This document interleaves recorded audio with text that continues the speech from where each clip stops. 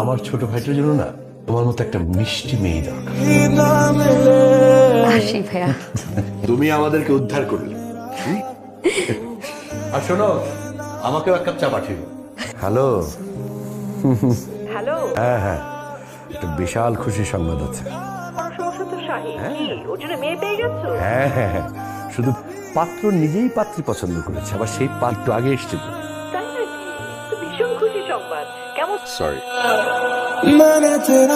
আমি কি কান ধরবো না হাত? এই যে হাতটা ধরলি, আর কিন্তু ছাড়তে পারবে। খুব বোকা বানিয়েছো তুমি আমাকে। তুমি কিন্তু আসলেই বোকা। তুমি আসলে চরল আর মিষ্টি। তোমাকে প্রথম দেখাতে বিশ্বাস, কাছে আসার লোক সামলাতে পারে।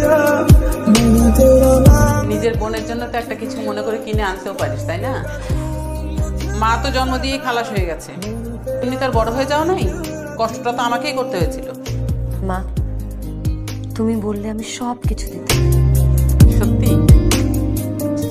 তাহলে গুলশানের ফ্ল্যাটটা মায়ের নামে লিখে দিই। তুমি যাও, রেস্ট করো, আমি কিচেন সামলাচ্ছি। আসলে ভাইয়া কি যে বলবো, মানে গেল মানে এখন সবকিছু দ্রুত ঘটে গেল।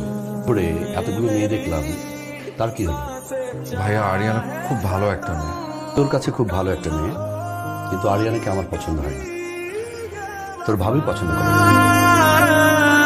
তোমার ভাবির কারো পছন্দ হয়নি মানে?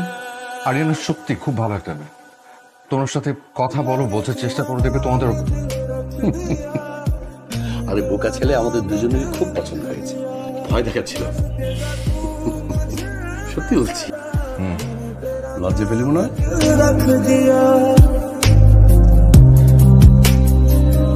কাল কেন আসনি? অফিস থেকে এসে এত টায়ার্ড ফিল করছিলাম, এই জন্য আমি আসতে পারিনি। আমি পর্যন্ত ধরনি কেন? আর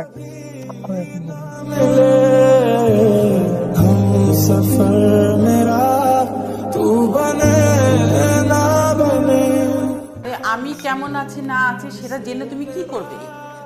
কি আরিয়ানার নামে ফ্ল্যাট লিখে দিয়েছ? আমার নাজিয়া কি পানিতে এসেছে? তোমার একটু আক্কেল হলো না? একটা লিখে দেওয়ার আগে আমাকে একটু জিজ্ঞেস করতে পারো না? আমার নাজিয়া মগবাজারে। আর তোমার আসলে না, তোমার বিচারটা খুব ভালো লাগছে আমার কাছে। শোনো, তোমার মনিরের সাথে আমি আমার আরিয়ানা বিয়ে দেব। আরে তুমি এত চিন্তা করছো কেন? আব্বা যে সম্পত্তি লিখে দিয়েছে, মনিরের সাথে কি হবে সেই সব কিছু আমার হাতে থাকবে। তুমি সব কিছু ব্যবস্থা করো, আর আমি এদিকটা ম্যানেজ করছি। বল, আমি মনিরকে কি করে বিয়ে করি? মা না আমার কথা কোনোভাবেই বুঝতে চাচ্ছে না। দিন শেষে না আমি একটা ভালো মানুষকে বিয়ে করতে চাই। আমি শুধু চাই একটা ভালো মনের মানুষকে বিয়ে করতে। কিন্তু মাকে কিভাবে বুঝাবো বল? মনটা ভালো হওয়া চাই।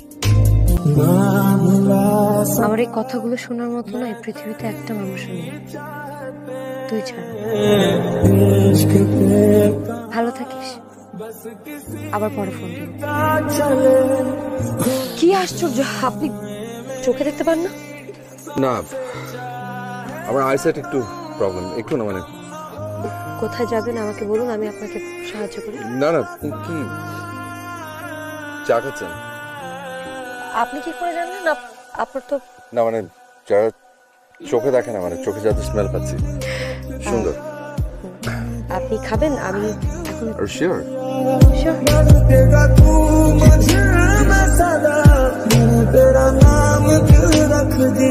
চলুন, এখানে বসতে পারেন। কোথায়? এই যে এখানে। এখানে? হ্যাঁ। Thank you.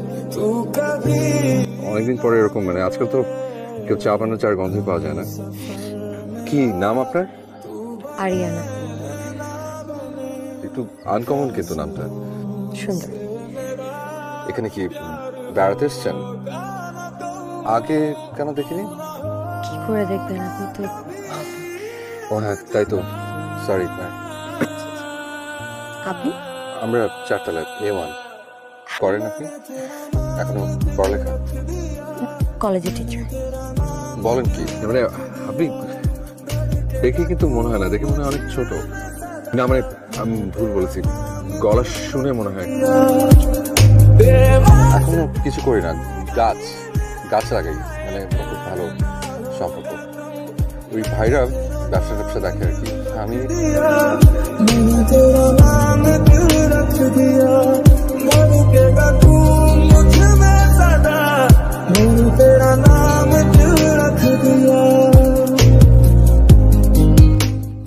ও, আপনি এখানে আছেন? এই সময়টাতে আমি ছাদেই থাকি। যে আপনি আমার সাথে দেখা করার জন্য ছাদে আসছেন। কি না, ঠিক বলেছেন। কিসের ইন্টারভিউ? আগে কাজটা হোক, তারপর বলি। আচ্ছা ঠিক আছে। এখানে আশেপাশে একটা গোলাপ গাছ আছে, ওটা ওদিকে। হ্যাঁ, ওখান থেকে একটা গোলাপ ছিঁড়ে আনতো।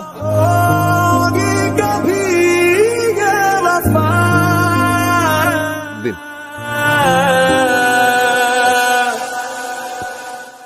আসলে এই গোলাপটা আপনার জন্য। আর যখন কাজটা হয়ে যাবে তখন কিন্তু মিষ্টি আর গরম চা। আসি। ঠিক আছে, অল দ্য বেস্ট। আমি কি আপনাকে তুমি করে বলতে পারি? মানে কণ্ঠ শুনে মনে হয় যে আপনি আমার থেকে ছোটই হবে।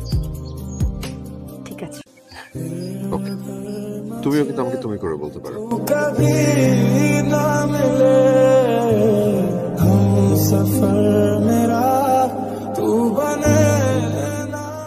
তুমি তো ওদিকে বিদেশে গিয়ে বসে আছো, আর এদিকটায় যত ঝামেলা আমার মাথার উপরে। হ্যাঁ, আর আমি চারটা মেয়ে দেখিয়েছি।